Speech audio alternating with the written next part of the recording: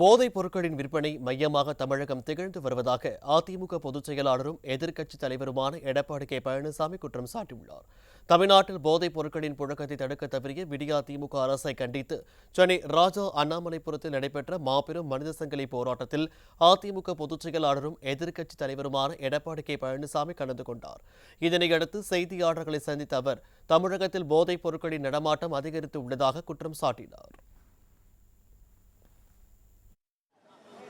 தமிழகத்தில் போதை நடமாட்டம் அதிகரித்து தமிழகம் போதைப் பொருள் விற்பனையுடைய மையமாக திகழ்ந்து கொண்டிருக்கின்றது. தொடர்ந்து பேசிய எதிர்க்கட்சித் தலைவர் எடப்பாடி கே பழனிசாமி திமுக முன்னாள் நிர்வாகி ஜாஃபர் சாதிக் பல ஆண்டுகளாக வெளிநாடுகளுக்கு போதைப் பொருட்களை விற்பனை செய்துள்ளதாக குற்றம் சாட்டினார்.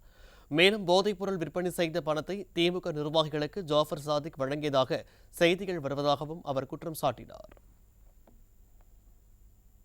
போதைப் பொருள் மாபியா ஜாஃபர் சாதிக் என்பவர் இந்த போதைப் பொருள் விற்பனையை அமோகமாக செய்து வந்திருக்கின்றார்.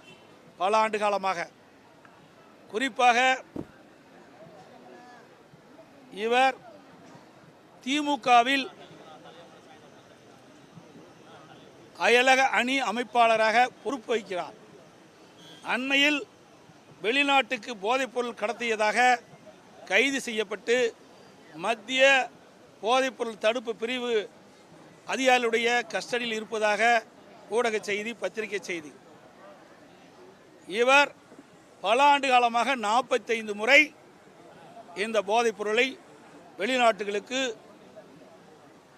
விற்பனை செய்திருக்கின்றார். இதனால் பல்லாயிரக்கணக்கான கோடியை இவர் சம்பாதித்திருக்கிறார். இவர் சம்பாதித்த அந்த பணத்தை திமுக நிர்வாகிகளுக்கு அளித்ததாகவும் அதோடு ஓட்டல், சினிமா பட தயாரிப்பு, இன்னும் பல அரசியல் கட்சியுடைய சேர்ந்தவர்களுக்கு நிதி வழங்கியதாகவும் செய்தி வெளியாகியுள்ளது. பொம்மை முதல்வரின் குடும்பத்தினர் மற்றும் காவல்துறையோடு ஜாஃபர் சாதிக் நெருக்கமாக உள்ளது போன்ற புகைப்படங்கள் வெளியாகியுள்ளதால் மத்திய அரசு தீவிரமாக விசாரித்து கடுமையாக நடவடிக்கை எடுக்க வேண்டும் என எதிர்க்கட்சித் தலைவர் எடப்பாடி கே பழனிசாமி வலியுறுத்தினார். இந்த விடியா திமுக அரசு போதைப் பொருள் தடுக்காத காரணத்தினால் இன்றைக்கு தமிழகம் ஒரு போதைப் பொருள் மாநிலமாக உருவாகியிருக்கின்றது. இதை தடுத்து நிறுத்தி இந்த போதைப் பொருள் ஈடுபட்டுள்ளவர்களை உரிய சட்ட நீதியாக நடவடிக்கை எடுக்க வேண்டும் என்று நான் வலியுறுத்தியிருக்கின்றேன். முதலமைச்சர் குடும்ப உறுப்பினர் ஒருவர் ஒரு பட தயாரிப்பிலே இயக்குநராக இருப்பதாகவும் செய்தி வெளியாகியுள்ளது. ஆகவே இன்றைக்கு காவல்துறை இடத்திலும் நட்பாக பழகியிருக்கிறார். இன்றைக்கு முதலமைச்சர் குடும்பத்தோடும் தொடர்பு உடையதாக செய்திகள் வந்த வண்ணம் இருக்கின்றன. இதையெல்லாம் முறையாக மத்திய அரசாங்கம் விசாரித்து இதில் யார் தவறு இழைத்திருந்தாலும் அவர்கள் மீது கடுமையான நடவடிக்கை எடுக்க.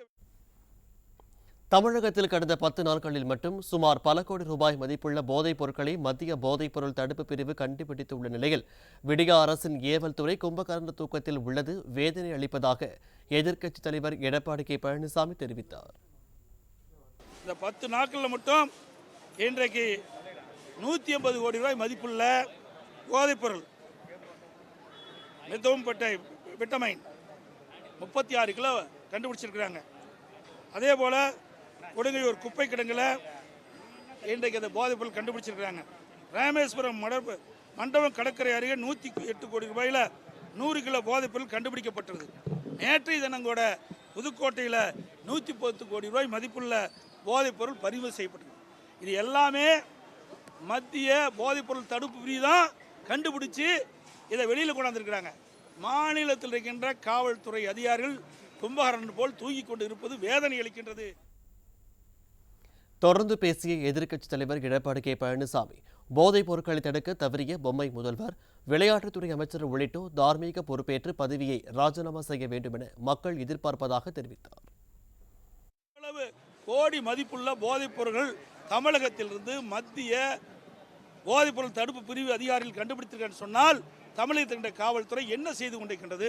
இந்த அரசாங்கம் என்ன செய்து கொண்டிருக்கின்றது? இதுதான் மக்களுடைய கேள்வி. இதற்கெல்லாம் இன்றைய முதலமைச்சர் பதில் சொல்லியே ஆக வேண்டும்.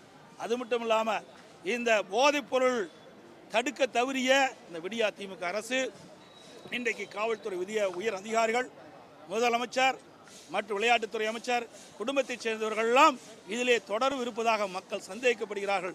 இதுக்கெல்லாம் முழு விசாரணை தேவை. இதையெல்லாம் தார்மீக பொறுப்பேற்று திரு முதலமைச்சர் திரு ஸ்டாலின் அவர்களும் திரு விளையாட்டுத்துறை அமைச்சர்களும் தங்கள் பதவியை ராஜினாமா செய்ய வேண்டும் என்று மக்கள் எதிர்பார்க்கின்றனர். தமிழகம் முழுவதும் மீண்டும் மீண்டும் போதைப்பொருள் பறிமுதல் செய்யப்படுவது மக்களிடம் அச்சத்தை ஏற்படுத்தியுள்ளதாக எதிர்க்கட்சித் தலைவர் எடப்பாடி கே பழனிசாமி தெரிவித்தார். மேலும் மேலும் போதைப் பொருட்கள் தமிழகத்திலே கண்டுபிடிக்கப்படுகின்ற ஒரு சூழ்நிலை ஏற்பட்ட பொழுது மக்கள் அச்சப்படுகிறாங்க. இந்த அச்சத்தை போக்க வேண்டும் என்று சொன்னால் இப்படிப்பட்ட செய்திகள் மக்களிடத்திலே போய் சேர்ந்தால்தான் விழிப்புணர்வு ஏற்பட்டு இந்த போதைப் பொருளை கட்டுப்படுத்த முடியும். மேலும் திமுக ஆட்சியில் இருந்தபோது கடந்த 2010ஆம் ஆண்டு CAA சட்டத்திற்கு பேரவையில் ஒப்புதல் அளித்துவிட்டு தற்போது திமுக இரட்டை வேடம் போடுவதாக எதிர்க்கட்சித் தலைவர் எடப்பாடி கே பழனிசாமி கடுமையாக சாடினார். 2010 திமுகவுடைய ஒப்புதல், யார் இரட்டை வேடம் போடுறாங்க? இங்க ஒரு பேச்சு பேசுறாங்க. அன்றைக்கு ஆளுகின்ற கட்சி மத்தியில் இருக்குது, இங்கேயும் ஆளுகின்ற கட்சி இருக்குது. அப்பொழுது ஒரு நிலைப்பாடு அவங்களே தெளிவா சொல்லியிருக்காங்க பாருங்க. சட்டசபையில் திமுக ஒப்புதல், CAA சட்டத்தால் இந்திய முஸ்லீமுக்கு பாதிப்பில்லை. திராவிட முன்னேற்ற கழகத்துடைய ஒப்புதல் வாக்குமூலம் சட்டமன்றத்தில் அனைத்து இந்திய அண்ணா திராவிட முன்னேற்ற கழகத்தை பொறுத்த வரைக்கும் மத அடிப்படையில் பிரிக்கக்கூடாது, எல்லாருக்கும் ஒரே சமமான நீதி வழங்க வேண்டும் என்று ஏற்கனவே எங்களுடைய தரப்பு நாடாளுமன்ற உறுப்பினர் நாடாளுமன்றத்திலே பேசியிருக்கிறார். அதுக்கு எல்லா பொறுப்பு இருக்குது.